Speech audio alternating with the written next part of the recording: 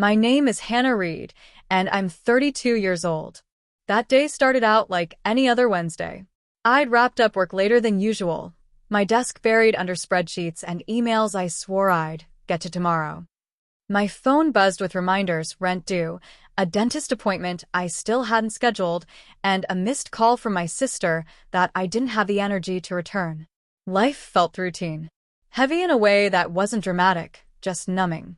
I remember stepping into the grocery store more out of obligation than anything else. My fridge was embarrassingly empty, half a jar of pickles, expired yogurt, and a bottle of wine that had been sitting there since Christmas.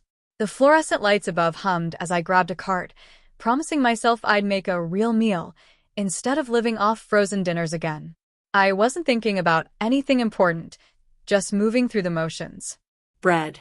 Eggs. Coffee. Check. My life felt like one long grocery list back then. But then everything changed. I was reaching for a carton of milk when I heard the smallest voice. At first, I didn't even register it was directed at me. It was soft, fragile, like a bubble about to burst. "Mommy?"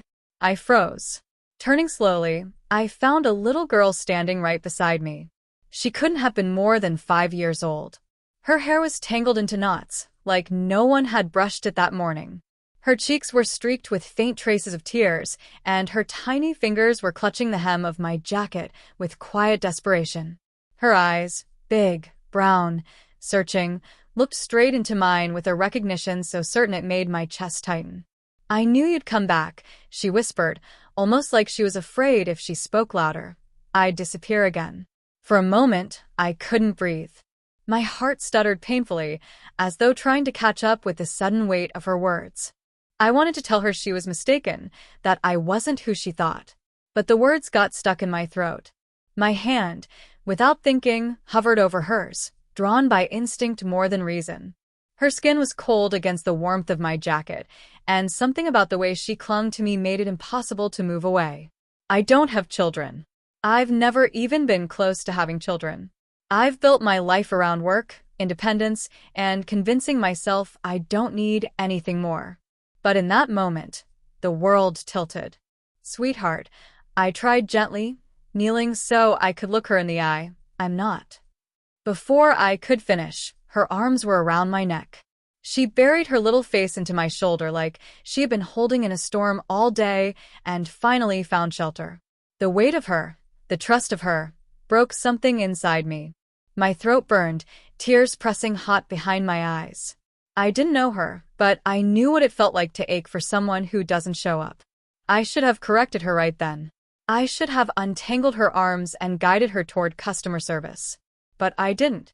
Not right away. Because in that split second, I felt something I hadn't in years needed. And then I noticed him. At the end of the aisle, half hidden behind a display of cereal boxes, stood a man. He wasn't shopping. He wasn't moving. He was watching.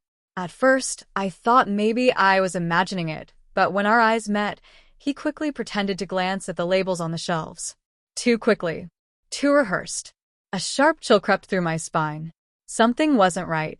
I pulled the girl back slightly, just enough to look at her face. Her skin was blotchy from crying, her eyes red-rimmed. She wasn't just lost, she was scared. "Where's your mommy, sweetheart?" I asked softly, forcing calm into my voice even though my stomach was twisting. Her bottom lip trembled, and she shook her head.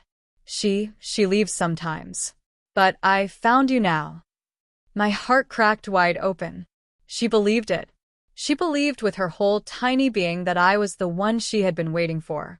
I wanted to argue, to correct her gently, to push away the impossible weight of her words. But then, over her small shoulder, I caught sight of the man again. He was gone from the cereal aisle. Vanished.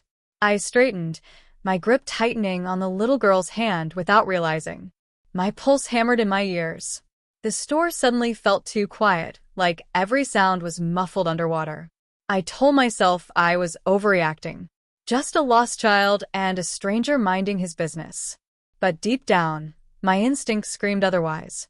I bent low again and whispered, "It's okay. I'm here. I've got you." Her little fingers curled tighter into mine, as if sealing the promise. And right there in the middle of that ordinary grocery store aisle, I realized my life had shifted. The rhythm of my ordinary day was gone. In its place was something I couldn't name yet: fear, urgency, and an overwhelming pull to protect this child who thought I was her mother. And I couldn't shake the feeling that whoever that man was, this wasn't a coincidence. I tightened my grip on the little girl's hand, her tiny fingers laced into mine like they had always belonged there. My mind raced. The hum of the fluorescent lights above, the distant squeak of shopping cart wheels, the faint smell of citrus cleaner, it all pressed in on me, too vivid, too sharp. I tried again, speaking softly, as though gentleness could undo the fear in her eyes. "Sweetheart, what's your name?" She hesitated, blinking up at me, like she wasn't sure if she was allowed to answer. Finally, she whispered, "Maya." Maya. A simple, beautiful name. I squeezed her hand. "Okay, Maya. Do you know where your mommy is?" Her lip trembled, and she shook her head again. She left. "But I knew you'd come back for me." The way she said it, so matter-of-fact, like it wasn't the first time she had been left behind, sent an ache through my chest. And then, like a shadow crawling into the corner of my vision, I saw him again. The man. This time, he wasn't by the cereal. He was standing at the far end of the frozen food section, pretending to scan the shelves. His posture gave him away, too stiff, too deliberate. His eyes flicked toward us and then away, like a predator trying not to spook prey. My pulse quickened. I bent low, forcing a smile for Maya, even though my insides were tangled knots. "Hey, want to help me find someone at the front who can call your mommy? They have a big desk up there, with phones and everything." She shook her head violently, her grip tightening until her fingernails dug into my skin. No. "Don't make me go back with him." Her whisper was urgent, sharp. Him. I froze. The words lodged in my brain like a shard of glass. I glanced back toward frozen foods. He was gone again. Just gone. I felt the prickle at the back of my neck, the way you do when you know you're being watched even if you can't see it. I straightened, trying to look casual as I pushed the basket forward with one hand, Maya clinging to the other. Every step toward the front of the store felt heavier, like wading through water. I kept scanning the aisles as we moved. Mothers with toddlers, teenagers stuffing chips into carts, an older couple comparing jars of sauce. All normal. But I couldn't shake it. The sense that danger was following just a few paces behind. Maya's little voice broke the silence. "Please don't let him take me. Please, Mommy." It hit me like a punch. She wasn't just lost, she was terrified. We reached the front, where the customer service desk sat like a little island under two bright lights. A middle-aged woman in a red vest was restocking cigarette cartons behind the counter. She looked up at me with a polite but weary smile. "Can I help you?" I opened my mouth, the words spilling out faster than I meant them to. "This little girl, she's lost. I found her in the dairy aisle." The woman leaned over, her expression softening as she looked at Maya. "Sweetie, what's your name?" Maya pressed herself tighter against my side, refusing to answer. Her tiny fists balled up into my jacket. The woman looked at me again. "Is she with you?" I hesitated. Just for a second. But in that heartbeat of hesitation, I felt Maya's grip on me, heard the whisper of her pleading words, "Don't make me go back with him." I turned, scanning the sliding glass doors at the entrance. And there he was. The man. Leaning casually against the exit, phone in hand, pretending to scroll. But his eyes weren't on his screen. They were on us. He knew I saw him. And still, he didn't look away. Something primal surged through me, fear, anger, the kind of protective instinct I never thought I was capable of. I leaned across the counter toward the woman, my voice dropping. "Listen, I don't think this is just a lost child. There's a man here. He's been following us." The woman blinked, caught off guard. "Following?" "Yes," I hissed, panic edging into my words. "He's standing right there, by the doors.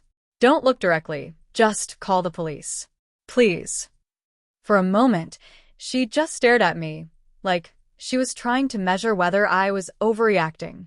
Then, maybe catching the raw urgency in my face, she picked up the phone. I pulled Maya closer, trying to shield her tiny body with mine. Her small shoulders were shaking. "It's okay," I whispered, even though I wasn't sure it was true. "I've got you. I promise." Every second stretched like an eternity. The store seemed too quiet, too still. My heartbeat thudded in my ears. When I dared a glance back at the doors, he was gone again. The glass panes showed nothing but the gray blur of the parking lot outside. But I knew he was still out there, waiting. And for the first time in years, my life wasn't about bills or work or empty refrigerators. It was about a child who thought I was her mother and a stranger who might be willing to do anything to take her. I tightened my grip on Maya's hand. No matter what happened next, I wasn't letting go. The woman behind the counter set the phone down with a clatter. "They're on their way," she whispered. Her face had shifted, less skepticism, more alarm, but her eyes flickered toward the front doors, betraying the fear she was trying to keep steady. I glanced down at Maya. Her small body was pressed so tightly against me it was as though she thought she could hide inside my skin. She wasn't crying anymore. She was too scared for tears. Just trembling, silent, holding on to me with the desperate strength of a child who knows more about danger than she should at her age. And then the automatic doors whooshed open. My stomach dropped. It wasn't him, not yet. Just a couple of shoppers leaving, a cart squeaking loudly as it rolled across the tile. But the sound snapped every nerve in me tighter. I didn't want to look like a target. I didn't want him to know I was afraid. But fear was burning a hole right through me. I turned to the woman at the desk. "Where are the police coming from? How long?" My voice cracked. 5, maybe 10 minutes, she said, though her voice didn't sound confident. 10 minutes. 10 minutes suddenly felt like 10 hours. 10 years. Maya tugged my sleeve. "Don't let them make me go with him," she whispered, her words small but sharp. I crouched down, brushing a strand of hair from her face. "Maya, I promise, I won't let anyone take you." The words came out strong, but my chest tightened the moment I said them. Because what if I couldn't keep that promise? What if he was bold enough to walk right in here and try? I straightened, eyes darting around the store. I didn't see him anymore, but that didn't mean he wasn't there. He'd disappeared twice before. He could be anywhere, behind a display, in the next aisle, outside watching every move. I didn't want to wait. Waiting felt like giving him power. That's when a terrible thought hit me. What if the woman behind the counter thought I was the unstable one? A stranger with a child clinging to me, claiming there was a man following us. What if the police came and didn't believe me? The idea made my skin crawl. But then Maya's grip on my hand tightened again, grounding me. No matter what anyone thought, she believed me. She believed I was the one who would protect her. And I couldn't fail her. I leaned over the counter. "Is there somewhere safer we can wait? The back office? Somewhere not so exposed?" The woman hesitated, glancing at the sliding doors again, then nodded. "Yeah." "Come on." She led us down a narrow hallway behind the counter, into a small break room with humming vending machines and a row of lockers. It wasn't much, but it had a door we could close. The fluorescent light flickered slightly overhead. I sat on a plastic chair, pulling Maya into my lap. She fit against me like she'd always belonged there, her head resting against my chest, her tiny fists knotted in my sweater. I could feel her heartbeat, fast and frantic, matching mine. I rubbed slow circles on her back, whispering, "You're safe. You're safe." I don't know if I was telling her or myself. Minutes stretched. Every sound outside the door made me jump. The clatter of carts, the muffled announcements over the PA system. Each one felt like it might be him. Then I heard it. Heavy footsteps in the hall. I froze. The door handle rattled. Maya gasped and buried her face into my chest. I pressed a finger to my lips, even though she hadn't made a sound. My heart was pounding so loud I was sure whoever was outside could hear it. The handle rattled again, harder this time. And then, silence. I sat there, frozen, every muscle in my body tense, listening so hard my ears ached. After what felt like forever, muffled voices drifted down the hall. 2 men. The words weren't clear, but one voice was low, steady, authoritative. The other was sharp, defensive. The police. Relief washed over me so hard it left me shaking. Moments later, the break room door swung open, and a uniformed officer stepped inside. His eyes went straight to me, and the little girl clutching me. "Ma'am, are you the one who called?" I nodded quickly, my throat tight. Yes. "It's her. She was in the store. There's a man. He was following us.